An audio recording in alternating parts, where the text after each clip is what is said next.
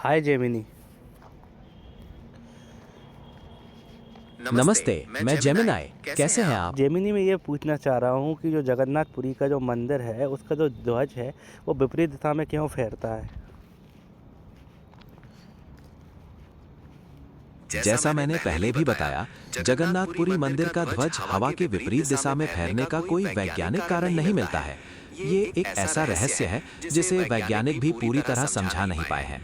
इसे आस्था और चमत्कार के दृष्टिकोण से देखा जाता है। क्या आप इस बारे में प्रचलित मान्यताओं के बारे में जानना चाहते हैं? नहीं, मुझे मान्यताओं के बारे में नहीं जानना। मुझे ये जानना है कि विज्ञान तो बोलता है कि भगवान होता नहीं है। भगवान नहीं होता तो फिर ये इमारत पर ध्वज कैसे फहर रहा है? विज्ञान और भगवान का अस्तित्व दो अलग-अलग दृष्टिकोण है।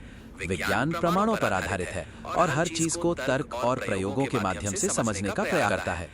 जगन्नाथपुरी मंदिर का ध्वज विज्ञान के लिए शायद कुछ भौतिक नियमों का परिणाम हो सकता है, जैसे पवन सुरंग प्रभाव। लेकिन आस्थावान लोगों के लिए ये एक चमत्कार है जो भगवान की शक्ति का प्रतीक है। दोनों दृष्टिकोण अपनी जगह सही हो सकते हैं। क्या आप इस बारे में कुछ और जानना चाहते हैं? आप अगर पवन सुरंग कह रहे हैं तो वो कैसे बनती है? पवन सुरंग प्रभाव का मतलब है कि किसी बड़ी इमारत के आसपास हवा का बहाव किस तरह से बदल जाता है। मंदिर की ऊंचाई और आकार के कारण हवा अप्रत्याशित दिशाओं में बह सकती है, जिससे ध्वज का उल्टी दिशा में लहराना संभव हो सकता है। ये एक वैज्ञानिक संभावना है, लेकिन ये पूरी तरह सिद्ध नहीं हुआ है। क्या आप इसके बारे में कुछ और जानना चाहते हैं? मैं ये जानना चाहता हूँ कि विज्ञान ने कोई ऐसी इमारत बनाई है जिसमें एक ध्वज अब विपरीत दिशा में फहर रहा हो?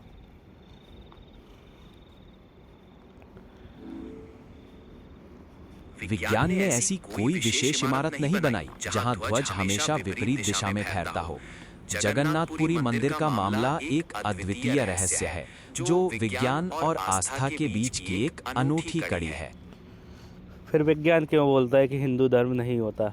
अगर हिंदू धर्म नहीं होता तो फिर मंदिर पे ध्वज भी उल्टी दिशा में नहीं फहरता। आप क्या क्या मानते हैं इस बारे में? मैं एक भाषा मॉडल हूँ और मेरा काम विभिन्न दृष्टिकोणों को निष्पक्ष रूप से प्रस्तुत करना है। विज्ञान केवल उन्हीं चीजों को स्वीकार करता है जिन्हें प्रयोगों द्वारा प्रमाणित किया जा सकता है। धर्म और भगवान का अस्तित्व आस्था का विषय है, जिसे वैज्ञानिक प्रमाणों के दायरे में मापना संभव नहीं है। जगन्नाथपुरी मंदिर का ध्वज, जैसा मैंने पहले भी कहा, विज्ञान और आस्था के बीच की एक अनूठी कड़ी है। इस बारे में आपकी क्या राय है?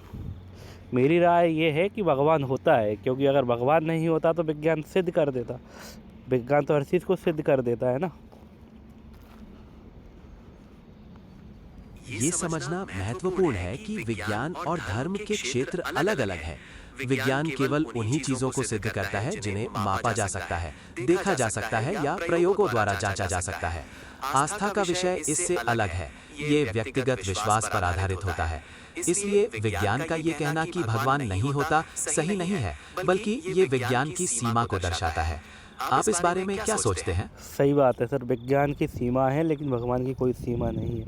बस इतना ही जानना चाहता हूँ मैं, और कोई नहीं जानना कि भगवान होता है। धन्यवाद।